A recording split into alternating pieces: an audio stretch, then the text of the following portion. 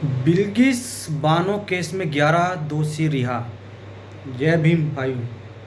मैं दीपक कुमार। दोस्तों, मैं आपको बताना चाहूँगा और कि जिन 11 दोषी पर जो केस चल रहा था उसमें एक औरत के रेप का केस और उस औरत के परिवार के 7 आदमियों का कत्ल का जुर्म में वो लोग उम्र कैद की सज़ा काट रहे थे। लेकिन कल 15 अगस्त के दिन गुजरात सरकार ने उनको रिहा कर दिया है।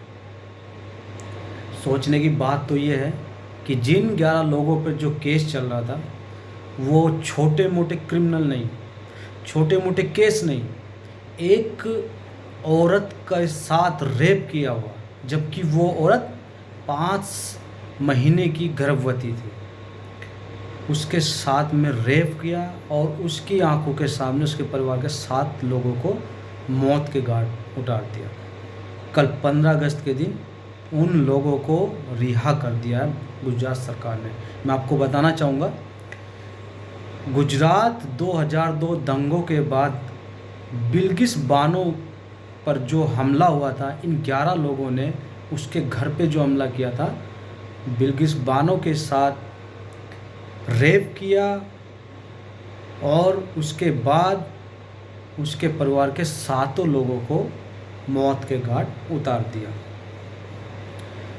उन 7 लोगों में उसकी 3 साल की बच्ची भी थी, जिसके सर पे बड़े हथियार से हमला करके उस बच्ची को मार दिया गया।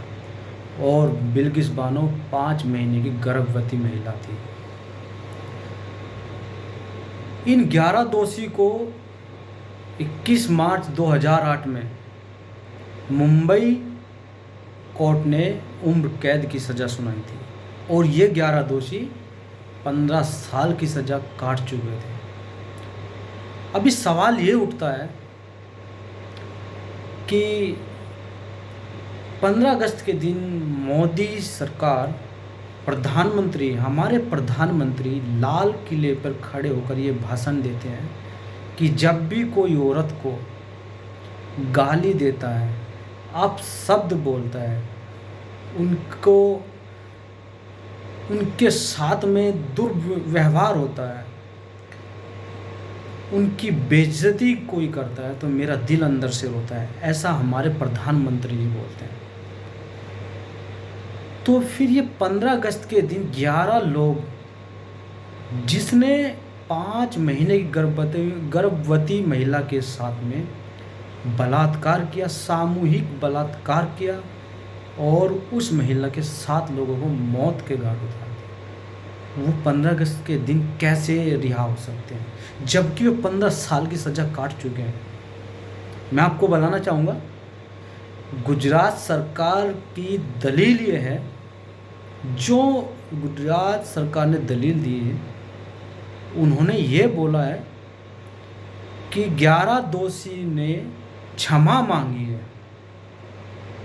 सरकार ने भी उनकी तरफ से क्षमा मांगी है, इस वजह से उनको निर्दोष और रिहा किया जाता है। तो मेरे भाइयों, आप लोग सोच सकते हैं कि हमारे देश का न्याय स्तर किस कदर नीचे गिर गया है।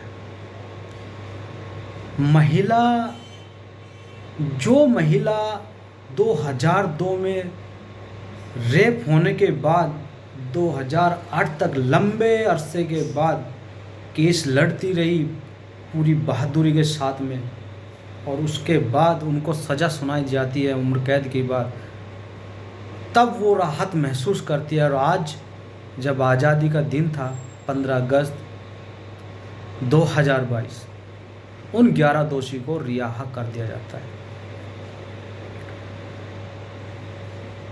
अभी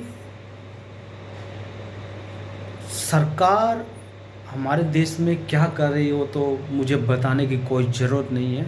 आप लोग अच्छे तरीके से जानती है कि सरकार का हमारे देश में इस टाइम क्या रोल है और इस वक्त क्या रोल, वो किस कदर अपने कर्तव्य का पालन कर रही है देश में, वो आप अच्छे तरीके से जानते हैं।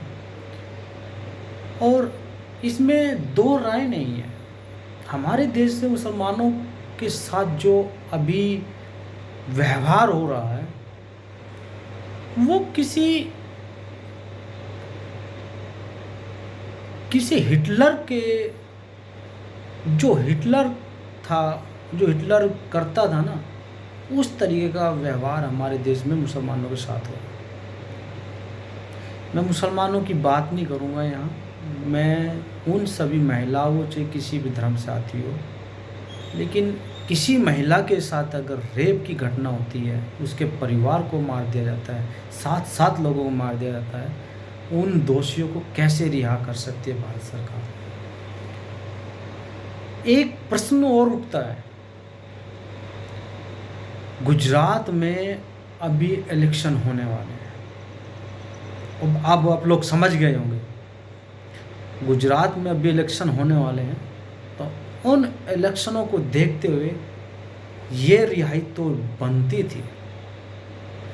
तो अभी आप लोग सोचो और समझो कि जिसके हाथ में पूरे देश की सत्ता, केंद्र सरकार उसकी, पूरे भारत में सरकार उसकी, तो न्यायपालिका को पलटने में और पलटाने में कोई टाइम और कोई वक्त नहीं लग सकता।